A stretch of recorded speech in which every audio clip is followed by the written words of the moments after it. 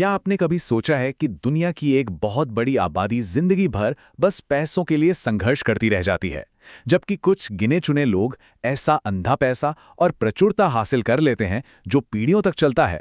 ऐसा आखिर क्यों है? आज के इस एक्सप्लेनर में हम इसी रहस्य की गहराई में उतरने वाले हैं और जानेंगे कि कैसे कुछ लोग अपनी मानसिकता को बदलकर अपार संपत्ति बनाते हैं। इस दिलचस्प ब्लूप्रिंट को डिकोड करने के लिए हम 5 मुख्य पड़ावों से गुजरेंगे। सबसे पहले गरीबी का चक्र, फिर धन की प्रोग्रामिंग, तीसरा अवसर का चुंबक बनना, चौथा अलाइनमेंट और सिस्टम, और अंत में एक आखिरी फैसला जो सब कुछ बदल सकता है। तो चलिए बिना देरी के शुरू करते हैं। तो हमारा पहला भाग है गरीबी का चक्र, यानी इस रैट रेस से बाहर निकलना। शुरुआत करने के लिए हमें उस अदृश्य जाल को समझना होगा जिसमें लोग अपनी पहली सैलरी हाथ में आते ही अनजाने में फंस जाते हैं।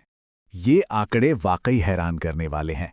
99% आबादी एक ऐसे सिस्टम में खुद को पूरी तरह थका देती है जिसे डिज़ाइन ही उन्हें फंसाए रखने के लिए किया गया है। लगातार काम करना, बिल भरना और फिर अगले दिन उसी थकाऊ रूटीन में लौट जाना। ये एक ऐसी दौड़ है जिसका कोई अंत नहीं है। वहीं दूसरी तरफ सिर्फ 1% लोग माइंडसेट अलाइनमेंट का इस्तेमाल करते हैं और इसी वजह से वे बिना थके बहुत ही सहजता से धन को अपनी ओर खींच लेते हैं। बचपन से ही हमारे दिमाग में एक बात गहराई तक बैठा दी जाती है कि अगर सफल होना है तो कोहू के बैल की तरह कड़ी मेहनत करनी होगी। लेकिन सच कहूं तो ये एक बहुत बड़ा मिथक है। पैसा सिर्फ अंधाधुन मेहनत करने से नहीं आता। जरा सोचिए, अगर ऐसा होता तो जंगल का राजा शेर नहीं बल्कि दिन रात बोझा ढोने वाला गधा होता, है ना? सच्चाई तो यह है कि मेहनत जरूरी है, लेकिन सही दिशा और सही सिस्टम के बिना वो सिर्फ मजदूरी बनकर रह जाती है। और यहीं से शुरू होता है असफलता का लूप। जब किसी की सैलरी 15,000 से बढ़कर 45,000 हो जाती है तो अक्सर लोग लाइफस्टाइल क्रीप का शिकार हो जाते हैं। मतलब उन लोगों को इम्प्रेस करने के लिए जिन्हें वो जानते तक नहीं, वो हैसियत से बड़ी गाड़ी ले लेते हैं, महंगे कपड़े पहनते हैं और लेटेस्ट फोन खरीदते हैं। और फिर शुरू होता है ईएमआई और क्रेडिट कार्ड के कर्ज का वो अंतहीन जाल जो इंसान को जीवन भर के लिए उस रैट रेस का गुलाम बना देता है। अब आगे बढ़ते हैं अपने दूसरे भाग की तरफ, धन की प्रोग्रामिंग, अवचेतन मन को डिकोड करना।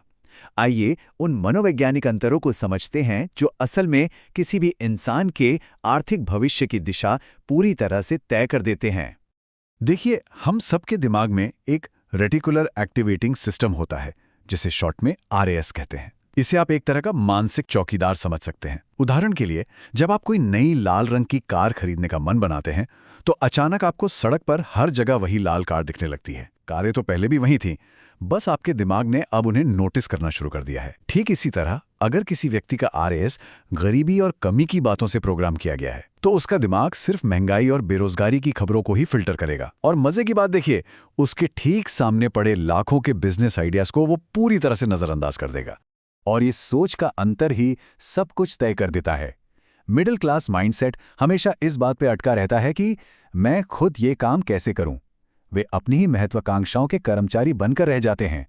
लेकिन इसके उलट अमीर लोग एक सिस्टम के मालिक की तरह सोचते हैं।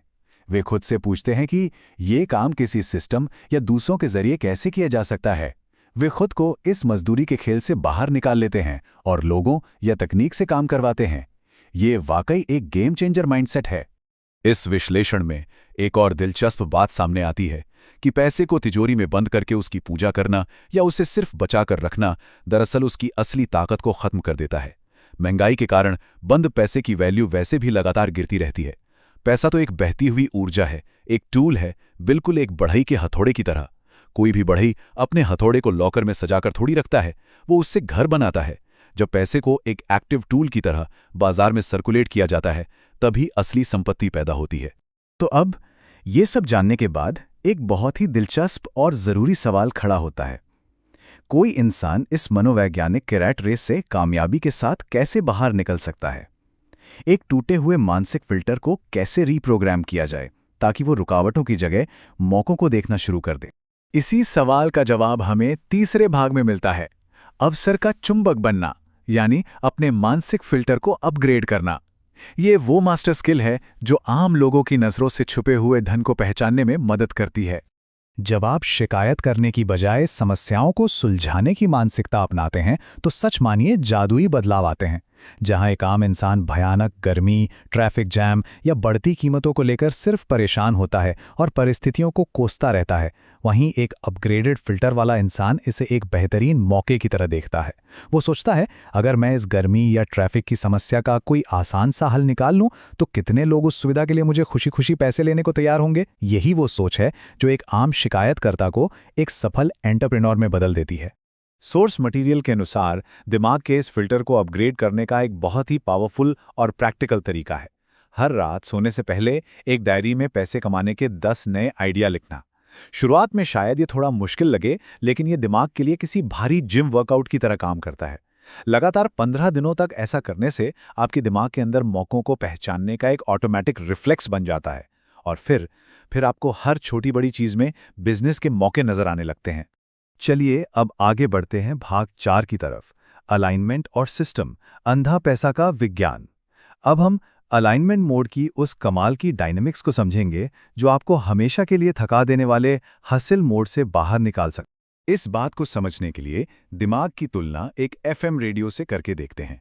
अगर कोई सर्वाइवल फ्रीक्वेंसी पर ट्यून है, यानी उसका पूरा ध्यान सिर्फ महीने का खर्च निकालने और किसी तरह गुजारा करने पर ही अटका है, तो अमीरी की फ्रीक्वेंसी कभी कैच ही नहीं हो पाएगी।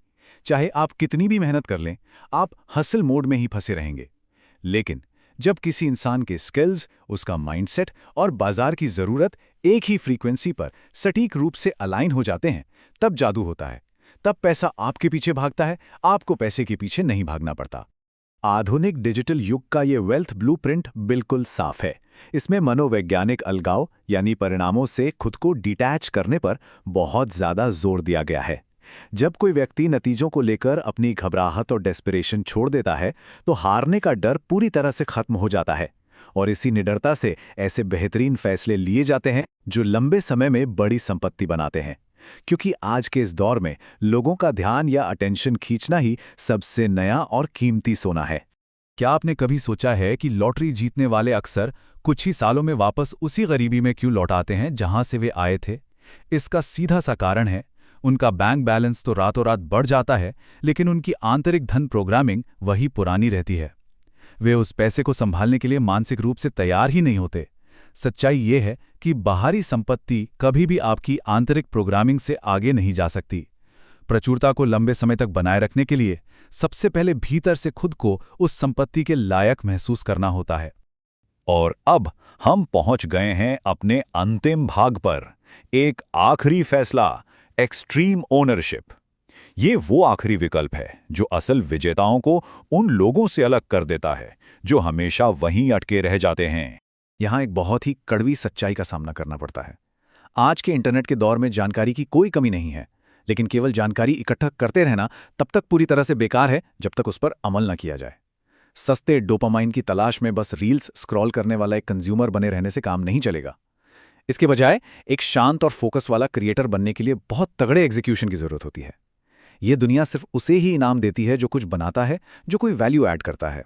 सोर्स मटेरियल साफ कहता है कि बाजार में अपार धन कमाने का कोई शॉर्टकट नहीं है। इसके लिए आपको एक बेहद वैल्यूएबल प्रॉब्लम सॉल्वर बनना ही पड़ता है। आपके पास ऐसे स्किल्स होने चाहिए जो दुनिया का ध्यान खींचने पर मजबूर कर दें। सीधे शब्दों में कहें तो इतने काबिल बनो कि वे तुम्हें नज़रअंदाज ना कर सकें। जब आप अपने क्षेत्र में इतने बेहतरीन हो जाते हैं कि आपको इग्नोर करना नामुमकिन हो जाए, तो बाजार आपको आपकी मुंह मांगी कीमत देने को तैयार हो जाता। और इस पूरी यात्रा की शुरुआत होती है एक्सट्रीम ओनरशिप से। इसका मतलब है अपनी जिंदगी की पूरी जिम्मेदारी लेना और दूसरों पर इल्जाम लगाना हमेशा के लिए बंद कर देना। यह स्वीकार करना कि गरीबी, उलझन और असफलता आपकी अपनी जिम्मेदारी है। यह सरकार की गलती नहीं है, ना ही अर्थव्यवस्था की, ना आपके माता पिता की और ना ही आपकी किस्मत की। जब इंसान सारे बहाने छोड़ देता है तो वो अपनी सारी ताकत वापस अपने हाथों में ले लेता है और असफलता के इस चक्र को हमेशा के लिए तोड़ देता है। तो अंत में इस एक्सप्लेनर के खत्म होने पर हम सबके सामने एक बहुत ही गहरा सवाल है। क्या हम सस्ते बहानों के उस आरामदायक जाल को हमेशा के लिए छोड़ने, अपने अवचेतन मन को फिर से प्रोग्राम करने और वाकई एक प्रचुरता भरे जीवन का निर्माण करने का संकल्प ले सकते हैं? क्या हम सिर्फ एक कंज्यूमर की भूमिका छोड़कर अपने जीवन का खुद आर्किटेक्ट बनने को तैयार हैं? ये एक ऐसा फैसला है जो आपकी आने वाली पीढ़ियों का भविष्य बदल सकता है। इस विचार पर जरूर गहराई से मंथन कीजिएगा।